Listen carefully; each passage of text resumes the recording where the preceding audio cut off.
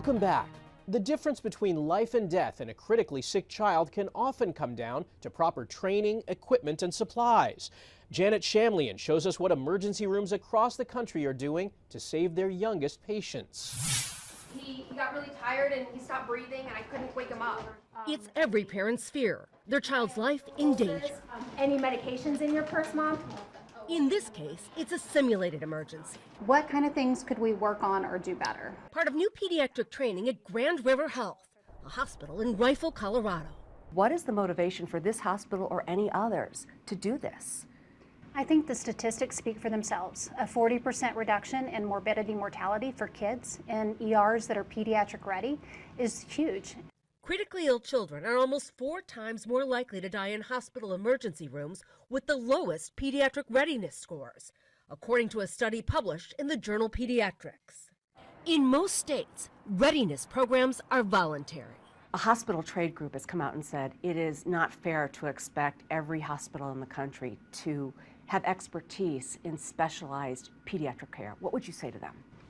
I would say that it's certainly something every hospital should be doing. Emergency equipment and medicine is different for children. So this is our pediatric code card. At Grand River Health, they've color-coded trachea tubes and other supplies based on a child's weight, something Kaylani Rust is grateful for. We knew it was urgent. What was your fear level at that point? High. Yeah.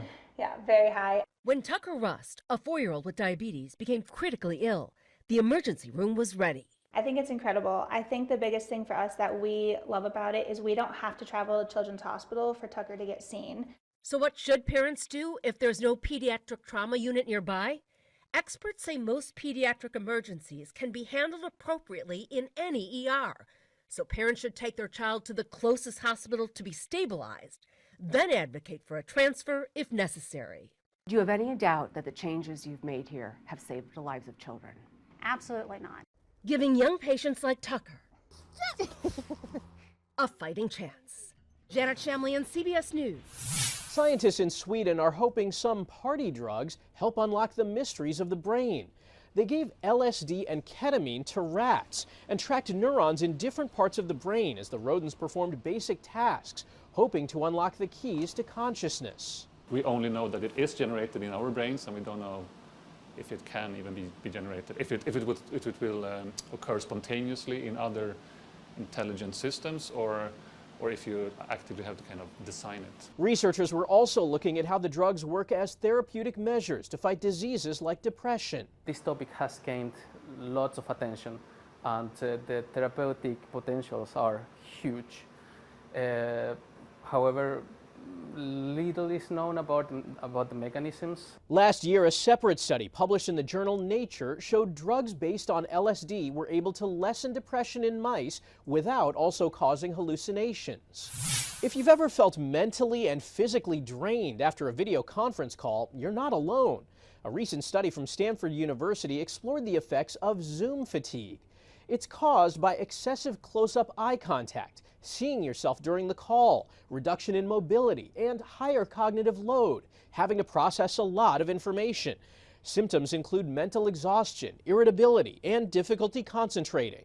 That fatigue you get after you've been on a Zoom call after another Zoom call after another Zoom call. Dr. Arjun Venkatesh is the chair of emergency medicine at Yale. He says there's ways to mitigate the fatigue. Stacking those meetings back to back so that there's no break, no chance for the brain to recharge, the heart to relax again, probably makes these kinds of symptoms worse.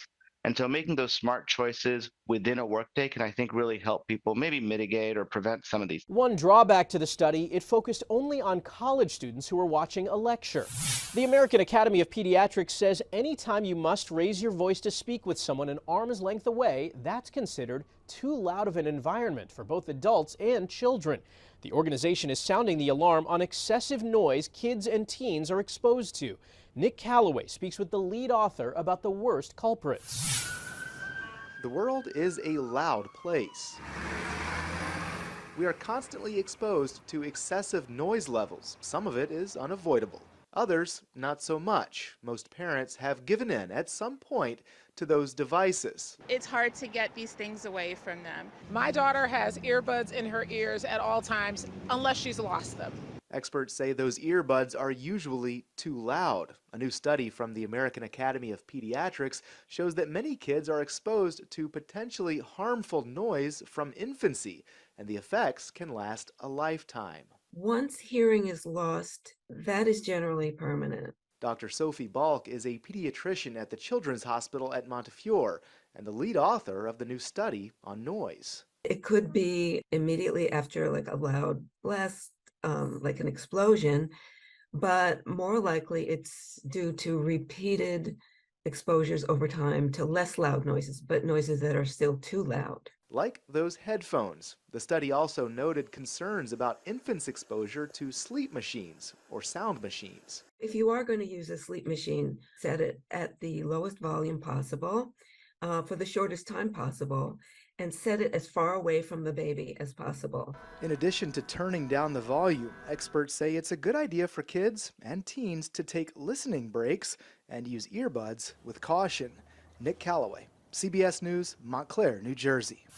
After the break, a study down under aims to help people with spinal injuries and the therapy that has people with Parkinson's feeling like they can fly.